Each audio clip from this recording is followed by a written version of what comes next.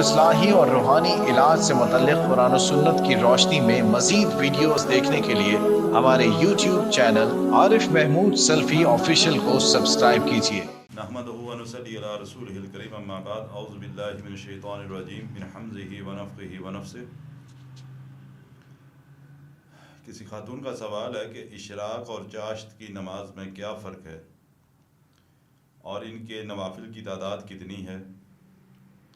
अवाबीन का सही वक्त जो है क्या ये मगरिब के बाद है, क्योंकि हमने यही सुना और हम मगरिब के बाद ही अवाबीन के नफल अदा करते हैं।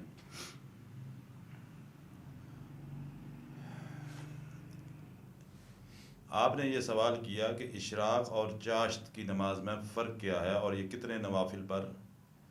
मबनी है ये इबादत। सबसे बुनियादी चीज़ तो इस बात को जहन में रखें कि सूरज निकलने के फ़ौरन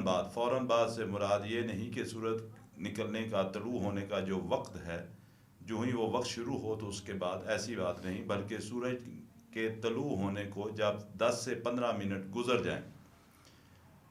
उसकी वजह यह है कि इमामुल अंबिया जनाब मोहम्मद रसूलुल्लाह सल्लल्लाहु अलैहि वसल्लम ने फरमाया कि नमाज अदा करने के 3 ममनुआ औकात हैं। ममनुआ औकात के ऐसे औकात जिनमें नमाज अदा करना मना है। वो औकात कौन से हैं? आप सल्लल्लाहु अलैहि वसल्लम ने फरमाया, एक वक्त कि जिस वक्त सुबह सूरज तलू हो रहा होता है, और दूसरा वक्त कि जिस वक्त सूरज गरूब हो रहा होता है, और तीसरा वक्त दिन के वक्त जिसको हम ज़वाल का वक्त कहते हैं, कि जिस वक्त सूरज बिल्कुल सीधा हमारे ऊपर होता है, उस वक्त ये 3 औकात ऐसे हैं जिन औकात में अल्लाह के नबी सल्लल्लाहु अलैहि वसल्लम ने नमाज पढ़ने से मना फरमाया है। इशराक की नमाज जिस वक्त सूरज तलू होने के तकरीबन 10 से 15 मिनट गुजरते हैं, तो उस वक्त जो नवाफिल पढ़े जाते हैं, जो नमाज पढ़ी जाती है, वो इशराक की नमाज कहलाती है। कि शुरू का वक्त जब दिन शुरू हो रहा है तो उस वक्त जो नवाफिल पढ़े जाते हैं, और ये नवाफिल कितने पढ़े जाएंगे?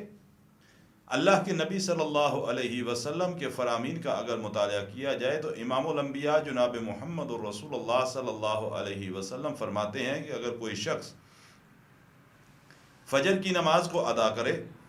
चाहे वो मर्द है चाहे औरत, मर्द है तो मस्जिद में उसने अदा की या किसी शरई उज़र की बिना पर अगर उसने घर में अदा की, औरत है तो उसने अगर घर में नमाज अदा की है, कि फजर की नमाज अदा करे और नमाज अदा करने के बाद उसी जगह पर जहां उसने नमाज अदा की उसी जगह बैठा रहे और ज़िक्र अज़कार के अंदर मसरूफ़ रहे। नमाज अदा करने के बाद नमाज की जगह पर ही बैठा रहे और ज़िक्र अज़कार करता रहे, जो अल्लाह ने उसको तौफीक अता कर रखी है, जो तस्बीहात उसको आती हैं, अल्लाह की बड़ाई, अल्लाह की किबरियाई की जो तस्बीहात हैं, या कुरान मजीद में से कुछ अगर वो पढ़ता है तो वो भी ज़िक्र ही शुमार होता है। ज़िक्र अज़कार करता रहे और सूरज तलू होने के बाद वही वक्त जो मैं पहले अर्ज़ कर चुका हूँ कि 10 से 15 मिनट के बाद अज़कार करने के बाद जब सूरज तलू हो जाए और उसके 10 से 15 मिनट के बाद का जो वक्त है, फिर वो उठकर 2 रकत अदा करता है। 2 रकत अदा करता है। अल्लाह के नबी सल्लल्लाहु अलैहि वसल्लम फरमाते हैं, ऐसे शख्स को एक मुकम्मल हज और एक मुकम्मल उम्रे का अल्लाह सुब्हानहू व तआला सवाब अता फरमाते हैं। आपका सवाल कि इशराक के नवाफिल कितने हैं और इसका वक्त क्या है, वक्त की भी मैंने वजाहत कर दी, और अल्लाह के नबी अलैहिस्सलातु वस्सलाम का वाज़े फरमान कि आपने फरमाया जो 2 रकत अदा करता है, लिहाजा सूरज तलू होने के 10 से 15 मिनट के बाद जो नमाज पढ़ी जाती है उसको इशराक कहा जाता है, इशराक की नमाज कहा जाता है। और आप अलैहिस्सलातु वस्सलाम के फरमान के मुताबिक अगर कोई शख्स फजर के बाद वहीं बैठा रहे, ज़िक्र अज़कार में मसरूफ़ रहे, 2 नफल अदा करे इशराक के, تو اللہ سبحانہ و تعالیٰ اس کو ایک مکمل حج اور عمرے کا ثواب عطا فرماتے ہیں۔ اور اگر یہ وقت میسر نہیں آیا سورج طلوع ہونے کے فوراً بعد کا، تو سورج طلوع ہونے کا تقریباً گھنٹہ 1.5 گھنٹہ گزر گیا، اس کے بعد اللہ سبحانہ و تعالیٰ نے توفیق عطا کی کہ آپ کے پاس وقت موجود ہے اور آپ نے وضو کیا اور نوافل پڑھ لیے، تو یہ جو وقت ہے یہ چاشت کا وقت کہلائے گا۔ اس وقت جو نفلی نماز ہوگی وہ چاشت کہلائے گی۔ وقت کون سا؟ جو سورج کے طلوع ہونے کے تقریباً 1.5 گھنٹہ کے بعد، تقریباً میں اگر لفظ کر رہا ہوں، وہ یہ نہیں کہ ایگزیکٹ 1.5 گھنٹہ گزرے تو وہی وقت ہے، اس کے علاوہ وقت نہیں۔ 1 گھنٹے کے بعد 1.25 گھنٹہ 1.5 گھنٹہ جتنا بھی وقت گزرا ہے، اس وقت اگر آپ نوافل پڑھتے ہیں تو اس وقت پڑھے گئے نوافل چاشت کے نوافل کہلاتے ہیں۔ اسی نماز کو صلاۃ الضحیٰ بھی کہا گیا ہے۔ اور اس کی تعداد کتنی ہے؟ اللہ کے نبی صلی اللہ علیہ وسلم نے 4 نوافل بھی پڑھے، 6 بھی پڑھے، 8 تک آپ صلی اللہ علیہ وسلم نے نوافل پڑھے۔ جتنی اللہ توفیق عطا فرمائے، آپ کے پاس جتنا وقت ہے اس کے مطابق آپ ان نوافل کو ادا کر سکتے ہیں۔ آپ نے سوال کے اندر یہ بات کہی کہ ہم اوابین کے نفل جو ہیں وہ ہم مغرب کے بعد ادا کرتے ہیں، جیسا کہ آپ نے سن رکھا، لیکن رسول اللہ صلی اللہ علیہ وسلم کے فرامین کا اگر مطالعہ کیا جائے، آپ صلی اللہ علیہ وسلم نے فرمایا کہ جب زمین تپ جائے، ریت، زمین کی ریت جو ہے وہ گرم ہو جائے، اور حدیث کے اندر یہ لفظ ہے کہ ایک اونٹنی کا بچہ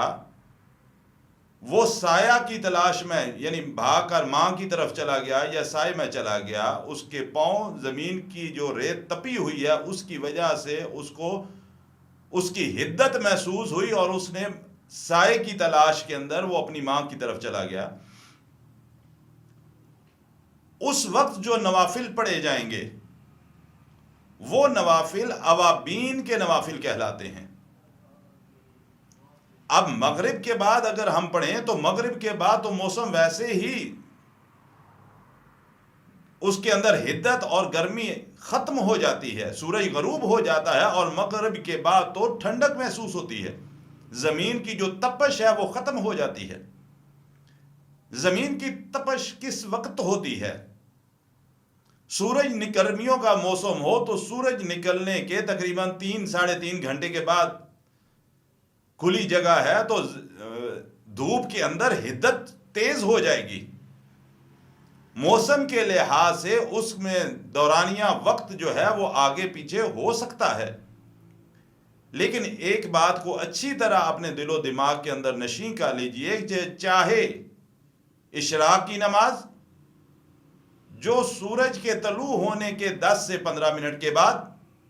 چاہے چاشت کے وقت کے آپ نے نوافل ادا کیے سورج کے طلوع ہونے سے تقریباً گھنٹہ 1.5 گھنٹہ کے بعد، اور چاہے اوابین کے نوافل آپ نے ادا کیے، یہ تینوں نفلی نمازیں ان کا وقت فجر کی نماز کے بعد سورج کے طلوع ہونے کے بعد سے لے کر زوال کے وقت سے پہلے کا ہے۔ زوال کے وقت سے کون سا؟